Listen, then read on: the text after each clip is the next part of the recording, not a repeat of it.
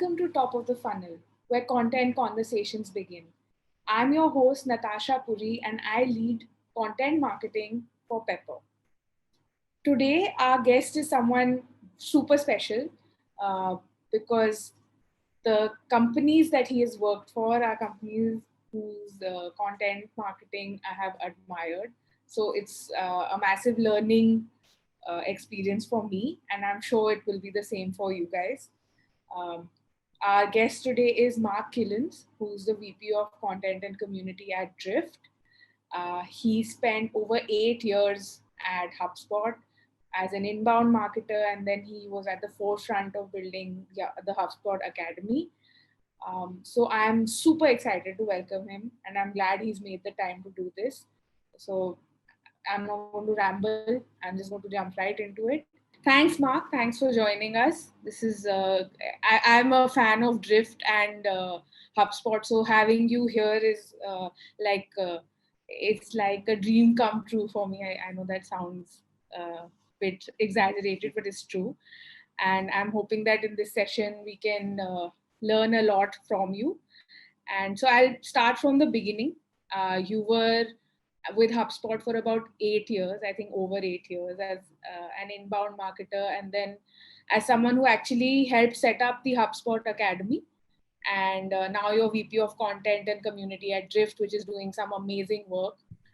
So I just want to hear from you in your words about your content journey and what does your current role look like? Yeah, no, it's a pleasure to be with you today. And I think content is something that has been a passion of mine for a long time, but I really didn't realize that until I joined my first company out of school. It was a small startup back in 2008, 2009. And at that company, we used HubSpot. We were one of the first 1,000 businesses. In fact, I think they told you like how many customers they had down to like the exact number at that point. And I started to realize, wow, this notion of creating content, to do a couple of things. One, to attract people to your website, to educate them, to build trust, to help them understand more about, who you are as a business, what you stand for, what you believe in, all these different things can really be a valuable way to generate revenue, to accelerate revenue. So we saw some pretty great success with that. And that's where my journey, when it comes to like content marketing, inbound marketing, a lot of people use those two kind of terms, sometimes synonymous. They are different in my opinion, started. So I think content marketing has matured a lot. I know content marketing has matured a lot since 2008, 2009. And now it's really about creating a media-centric type of culture.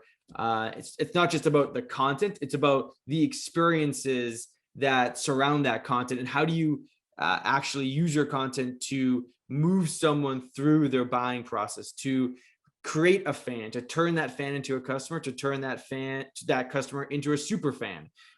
So there's a lot more work you got to do in the experience side of your content, and you also have to make sure your content is created in a way that is going to be for the right person at the right time. There's a lot more you have to consider when it comes to content marketing now.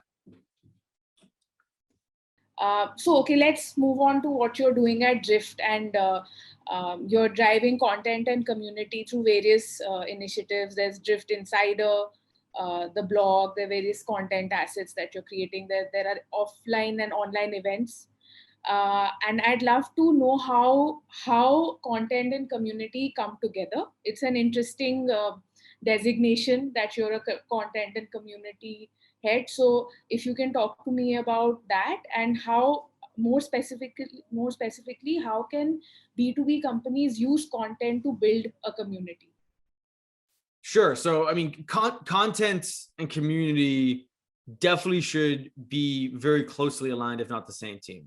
And here's why, right? Content is the spark of conversation, right? Like a company today, in my opinion, my point of view, needs to have a point of view in the marketplace, and they need to have a story to go around that point of view. So how do you tell that story? You tell it by creating content in a variety of formats. But that's also just not enough. To your point around how every company needs to have a content discipline, if you will, a media type strategy. And I really believe that either the content and media efforts are going to be more created in-house versus user-generated content and created by influencers. But every brand really needs to have that as part of their marketing and growth strategy. So when it comes to how to design that experience, we take the approach of it needs to be one experience. So Drift Insider is this brand that spans all of our content, all of our community building. So like the Drift Insider brand is applied to all of our content, our blog, our books, our classes, our certifications. It's where you can become a member to get more exclusive benefits and have actual conversations with other insider members, both that are Drift customers and not Drift, customers. But the point of it is, it's like about unifying the experience, helping people find the thing that they're looking for, or that they might not even realize they're looking for, using information that we know about them. So using Drift Insider as a way to personalize their Drift experience, to create a deeper connection with them, to make them feel, or to help them feel like they belong even more to this community that is very much built on the basis of principle. So we have a set of principles that this community, uses as a way to coalesce together, but also based off of purpose and mission and the vision for it. So your content in many ways is setting these expectations or these beliefs with people, right? Because they're reading it, they're watching it, they're listening to it. So now they want to actually maybe take some action off of that, or talk to people about it, or want to get involved in that. And that's where the community piece comes in. So they're very much related. And I think it's a disservice to think of your community as just a messaging board, a forum. That is a tool that you can use to build community, to build a sense of belief and trust and belonging.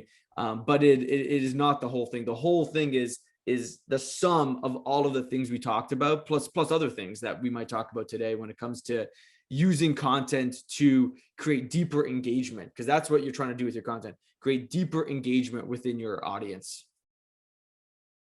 And if I can ask, how is content structured at Drift? So how are the teams structured, and how do the roles work?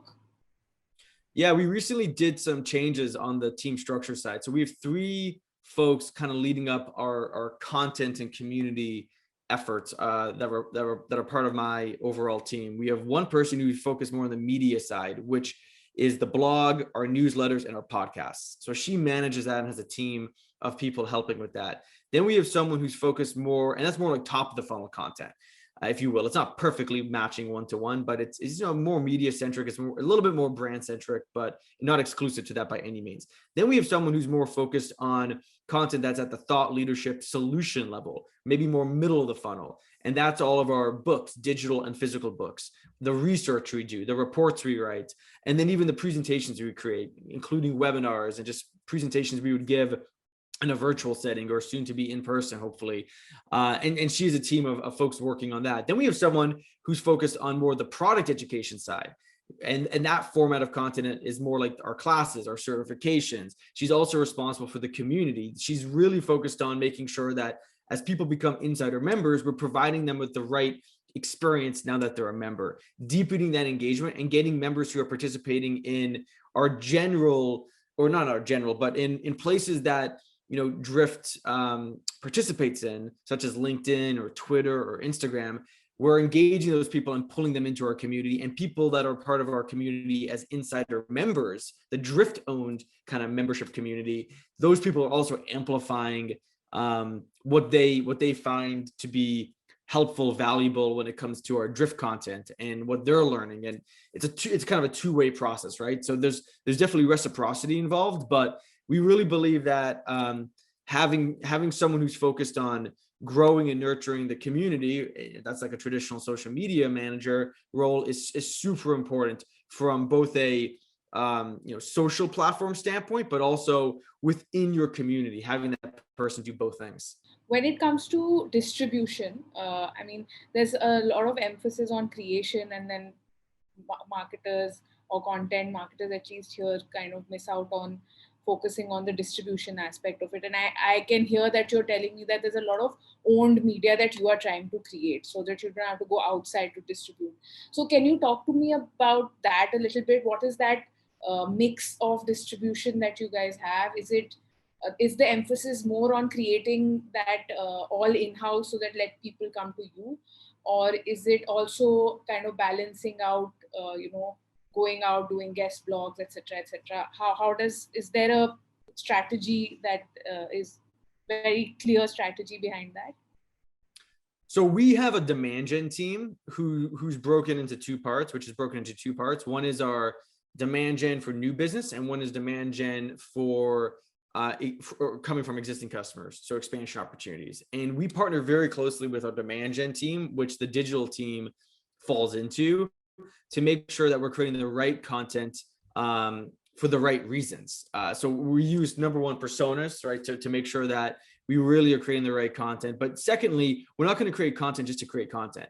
We need to make sure that the demand gen teams and our digital teams are going to use that content so that it actually gets seen by as many people as possible. So I think that's the big mistake a lot of content marketers do make, where they don't partner enough with maybe other teams on the marketing team or even the sales team, with the customer success team, to make sure that their content is aligned, yes, but then also used as part of the campaigns they run, and part of like the digital side, the more organic, the more paid search, paid social side of things. So I believe that we have taken an approach that makes our content that much stronger, because we are deliberately every 90 days planning out what content we need to refresh, reuse, repackage, or maybe reposition for different audiences, because we're looking at our goals, starting with revenue through pipeline, then up to like say site traffic, and we're like aligning our content strategy to that.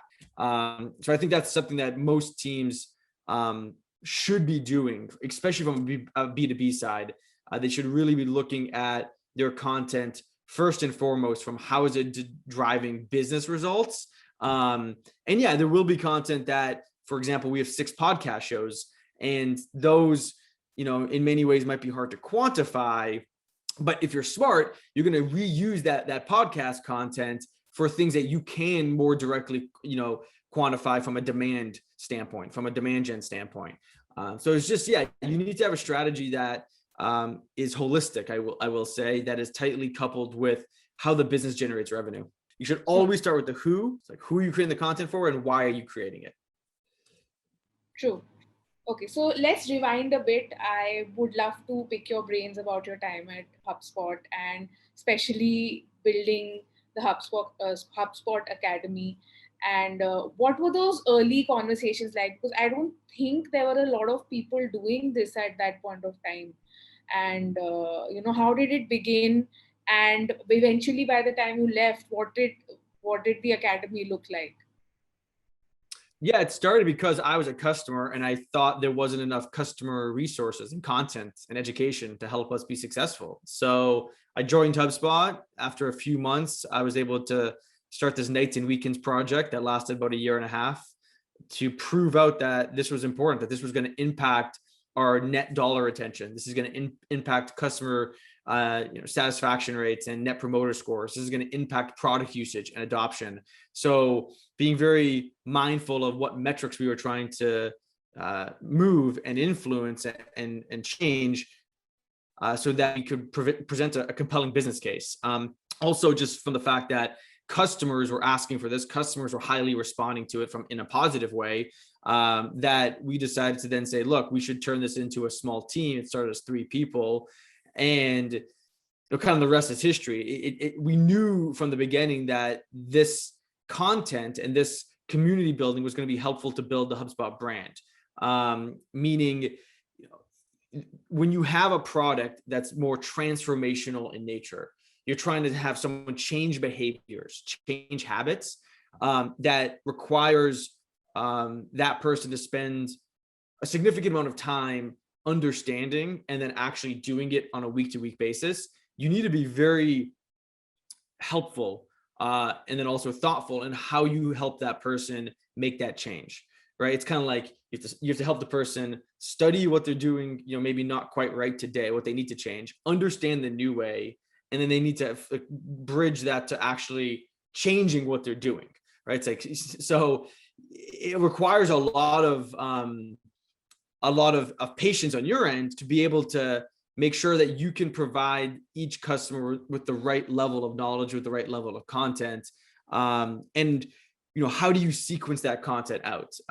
There's a lot of things that we did that started just within the concept of what is inbound marketing? What is this inbound methodology concept? How does it work? Then we said, this is how you apply it to HubSpot. So it became more product centric. Then we said, look, that's not enough. We need to go even above inbound. This is how you want to think about social media or email marketing or selling or whatever, right? So then you're kind of spanning the entire life cycle from, thought leadership, brand type content to more educational content that marketers and salespeople would care about, to then how do you do all that within the HubSpot platform too? And that's exactly what we're doing at Drift with Drift Insider and the Drift Revenue Acceleration platform. It's helping people connect all those dots together so they understand the complete picture and they know, where they should start to learn about this thing or where they can go deeper. But yeah, I mean, you should use content always for two reasons. You should have a holistic content strategy that's about using it to turn a person that's interested into a customer, but also use content and community building as a way to help a customer become successful, help them help you deliver against your promise of what you said in the sales process and what your marketing says, but then help them be truly successful from like a change standpoint. They've changed their behavior, or they changed something as part of their like kind of routine at work or in their lives because you were able to teach them something new. And that's really, I think, the change that I've seen over the last 15 years. That is kind of now the thing all businesses need to do. They need to help people actually change in some way. And the product alone is not going to help them change. You need the wisdom, you need the knowledge to go along with it. I mean, you do say that now a lot of companies have to do that, bring this element of adding value in, educating their customer. But do you think there also now everyone kind of has an online course, right? Especially with the pandemic happening, everyone wants to be a thought leader. If there are so many courses on various subjects, do you think like this bubble will burst eventually, or will we always have certain players because of the quality of content, etc., that they will stand out? I mean, it's going to morph to be more experience based. You can't just have a course anymore. You need to have other things that go along with that course, right? A course on its own is probably helpful in some ways. Is it going to build a relationship with someone and get that person to a point where they're going to keep coming back? No, I mean, you need more than just a course. So it goes back to my earlier comment about the experience. How are you creating an end-to-end content experience that is also involving the community elements of your brand? How are you bringing people together to learn from one another? What makes that experience unique? How can you be more specific in what you're teaching? Can you not be so horizontal in what you teach, but be more vertical in what you teach? So no, I don't think it's going to, I think it's just going to get more refined. It's going to get more, I'd say unified, like in a way, right? You can't think of content as fragments. Like a lot of businesses have, like larger businesses have multiple content teams. I don't think that's the right approach. I think you need to have one content team that acts as a service to the entire community, meaning the business, its customers, its potential customers. That's the way it should be designed. So you create that more, I keep going back to the word unified, but unified experience. Okay, so if we take up HubSpot as an example, right? So today they have domain authority on everything from content marketing to inbound marketing. And that requires creating a vast amount of really high quality content in terms of blogs, in terms of resources, in terms of ebooks, etc. So reaching that level of that huge quantity of content itself, scaling content in that sense, that's what I mean. So how can organizations do that most effectively? I mean, I wouldn't do what HubSpot did. I would not do that. That is not going to work for the vast majority of businesses. And that is not the right approach anymore. The arbitrage opportunities are gone in that sense. What you should do is double down and focus. Focus on things that make that are first off rooted in the vision and mission of the business and its principles, its values. Then create content to tell your story. If you don't have your story defined first, your narrative, your point of view, you're going to just be shooting things into the wind, right? And like most of them won't ever come back, won't land, right? So you really got to get those things down first. So if you haven't done that, that's where it starts. Those 5 or 6 things are the most important when it comes to a really solid content strategy, a content marketing foundation, a solid brand experience, quite frankly. Once you do that, then it's a matter of what does your go-to market strategy look like? How are you taking your go-to market strategy and what you're selling, and how would you use content with that? Because it's going to be very different depending on what you're selling and how you sell it, right? So if it's a transactional type purchase, that's a low cost item, your ASP is low, your content strategy is going to be very different than if it's a thing that someone has to spend $100,000 to buy that takes, 90 to 180 days to purchase. So you have to look at the business's go-to market setup and what you're selling. So I'll pause there because like without having those foundational elements in place, you can create content and you'll get traction out of your content, but to scale it, it will never scale because it doesn't match the way the business is going to market. Okay, so can you talk to us about any interesting campaign that you worked on recently and you call successful, and how did you measure its impact? Campaign, yeah, I mean, we had our Rev Growth event that was recently produced again. It was the 5th Rev Growth. It's our virtual event right now, soon to eventually become not just virtual, but it's a large event. 5,000 plus people register every time for these events. And what's an event? An event is an experience plus content. So I view an event as a very important content asset. So that was a really successful campaign because we started with, like I mentioned before, the who and the why. So we create these things called creative briefs for our campaigns and for large content assets, like an event, like a certification, like maybe say a free tool even that we would launch in the market. And we really outlined in that creative brief all of the elements that are required for us to create a successful campaign and a successful asset. So that creative brief is where all of the teams come together: demand gen, customer marketing, content, the creative team, community, and social. All of these teams come together in that creative brief to outline how we're going to actually make this thing successful, how we're going to message it, how we're going to position it, how we're going to use different channels to get it out in front of people, how we're going to nurture people. So I think that's what makes our campaign so successful. And Rev Growth, every time we do it, we have a creative brief, and it's a long document. It has a ton of stuff in it, but it makes sure the messages that we say in market and across our different channels are consistent across the entire journey of the customer lifecycle, the customer experience, because everything is in one spot and everyone can pull copy and creative and ideas and things from that creative brief. My final question for you: in this post-COVID world, what does the future of content marketing look like to you? The future of content marketing, it's going to be the intersection of content and community. That's the future of content. It has to be more two-way, not one way. Content inherently is one way. Like, I'm just listening to something. How can you make it more interactive? How can you make it more engaging? How can you guide people to the right content? How can we finally fulfill the promise of personalizing the content experience? All of those things are the future. I think content marketing is going to fulfill that in many ways through the help of artificial intelligence. I think that is the next wave of marketing, in my opinion.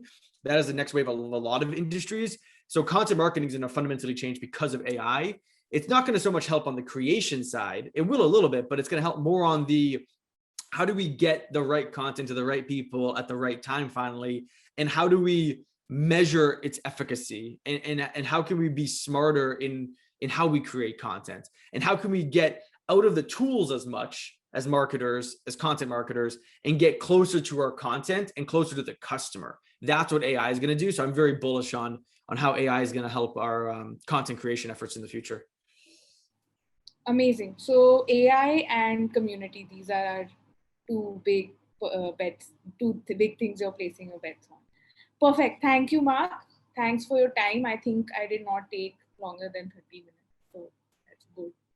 And once again, thanks for making the time to do this. I know I had been chasing you for a while on LinkedIn. So, and I'm glad. I think you've given us so much to think about. And I hope at some point we can come back and discuss things, in a deeper way. Once again, big fan of what you guys are doing at Drift. And yes, thank you. My pleasure. Thank you for having me, and let me know when it comes out. Sure, I will. Bye-bye. All right, bye. Take care. Thank you. Bye-bye.